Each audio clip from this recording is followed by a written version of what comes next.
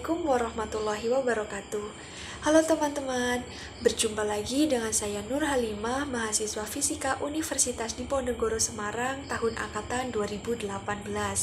Nah, dalam video kali ini saya akan membahas mengenai TLD atau Thermoluminescence Dosimeter. Apa itu TLD? TLD atau Thermoluminescence Dosimeter merupakan dosimeter pribadi yang digunakan untuk mengukur dosis yang diserap oleh kristal anorganik bahan TLD melalui proses thermoluminescence. Proses thermoluminescence yaitu proses ketika radiasi yang tertangkap kristal anorganik akan dikuantifikasi menjadi intensitas cahaya tampak yang terpancar ketika melalui proses pemanasan. Adapun prinsip kerja TLD dimulai pada saat radiasi pengion mengenai kristal TLD mengakibatkan elektron dari kristal TLD dapat berpindah dari pita valensi menuju pita konduksi maupun menuju ke kondisi eksitasi. Perpindahan elektron menuju kondisi eksitasi mengakibatkan terbentuknya eksiton yang terdiri dari elektron dan hole. Eksiton yang terbentuk dapat terjebak pada trap yang terdapat pada padatan kristal. Trap ini dapat terbentuk karena adanya atom pengotor, atom interstitial, dislokasi, kekosongan, dan kecacatan. Eksiton akan terjebak dalam trap selama suhu kristal cenderung konstan dan turun. Namun, pada saat suhu dinaikkan, maka eksiton dapat terlepas dari trap dan menuju ke kondisi awal dengan memancarkan cahaya. Pancaran cahaya ini yang disebut dengan peristiwa thermoluminescence yang dimanfaatkan pada prinsip kerja TLD. Intensitas cahaya yang terpancar dari peristiwa thermoluminescence dapat dilihat dalam bentuk pembacaan kurva pancar dengan menggunakan TLD reader. Pembacaan intensitas cahaya pada TLD reader terdapat 3 prinsip dasar, yaitu Heather, Photomultiplier Tube atau PMT, dan sistem elektronik. Heather akan menghasilkan panas yang cukup untuk membuat elektron yang terperangkap dalam trap dapat terlepas. Elektron yang terlepas dari trap akan menuju ke kondisi awal dengan memancarkan cahaya. Cahaya yang terpancar ini diperbanyak dengan menggunakan PMT atau Photomultiplier Tube.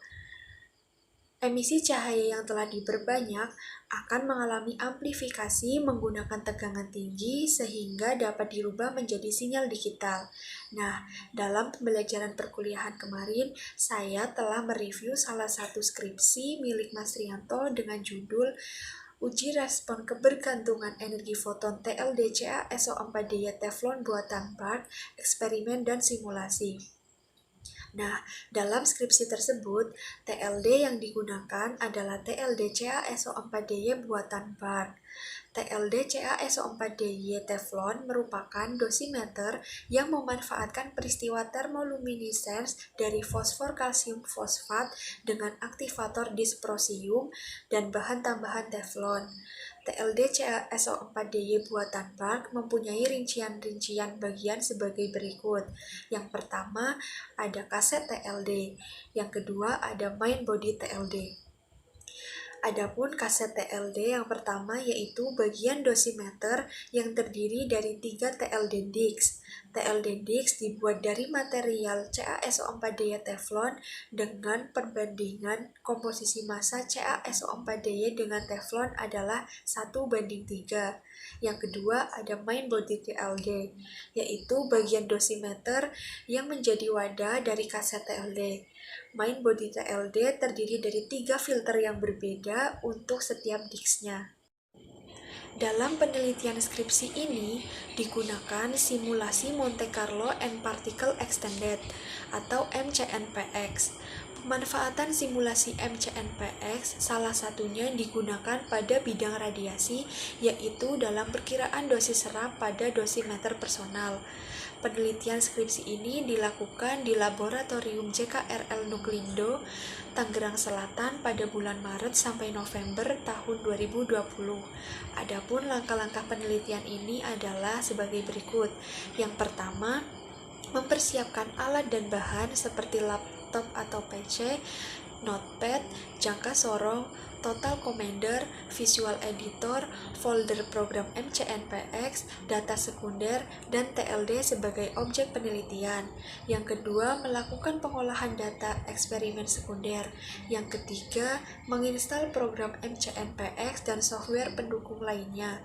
Yang keempat, pembuatan input program simulasi.